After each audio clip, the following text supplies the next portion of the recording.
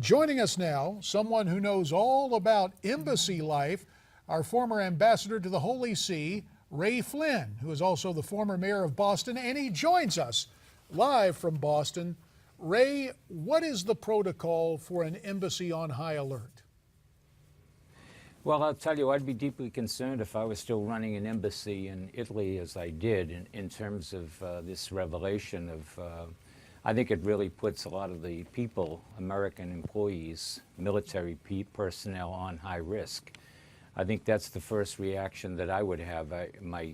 What goes on in Washington, I don't control, but what goes on in an embassy, I would have something to say about it. I'd be concerned about the safety of those employees, and especially the military personnel that are involved in the diplomatic relations in that particular country.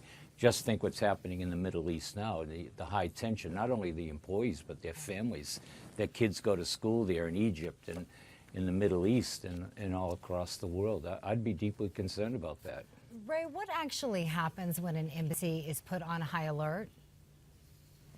Well, you really almost have to close down all personnel coming in and out, transacting any kind of business, passports and economic business and so forth. So it's almost non-functional in many respects.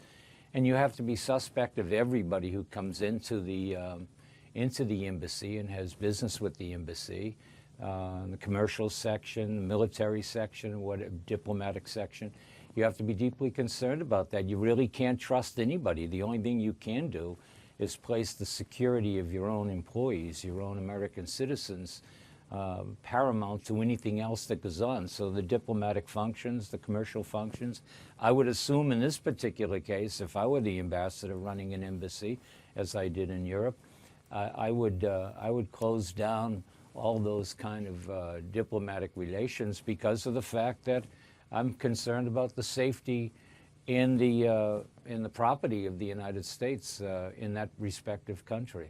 And of course, about 2 minutes remain, Ray, but during my days in Congress, when constituents would have problems abroad, I'd say, have you called the embassy? So with so many embassies and so many citizens living abroad, it's an alert for the embassies, but what does this mean for citizens outside the embassy, for American citizens who are there? What should they be doing?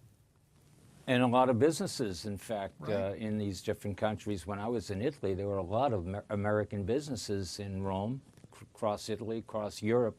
And so, they're targets now of demonstrations and protests. And, the country of the origin, they don't have the same kind of security that we would provide our American citizens, and quite frankly, we can't depend on them, in fact, for securing American citizens and businesses. So, this creates, the timing of this is just extraordinary. I just don't understand it, the politics of it, and I'm sure it's more to do with politics, and we'll find out more about that. But put that aside, I think the first decision, the first priority ought to be the security of the American people living abroad.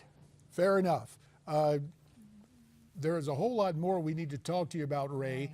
Because you were the ambassador of the United States to the Holy See, you won't be surprised that we want to talk some about what appears to be a theological dispute coming out of the Vatican between now former Pope, or Pope Emeritus Benedict, and the current Pope Francis. We're going to talk about that with Ray Flynn in just a second. In the interim, what do you think of the decision made to release that Senate CIA report? Was it the wise thing to do? Will it jeopardize the security of Americans? Why don't you tweet me your thoughts at Newsmax TV, #America's Forum, and we'll be right back.